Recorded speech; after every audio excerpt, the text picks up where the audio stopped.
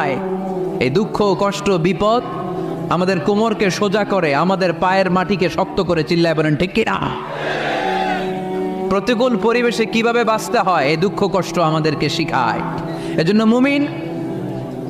মুমিন বান্দার বৈশিষ্ট্য হচ্ছে দুঃখ কষ্ট বেদনা জ্বালা এগুলোতে সে আপসেট হয় না, সে হাল ছেড়ে দেয় না, সে ভরসা রাখে একজনের উপর। চিল্লায় বলতে হবে তিনি কে?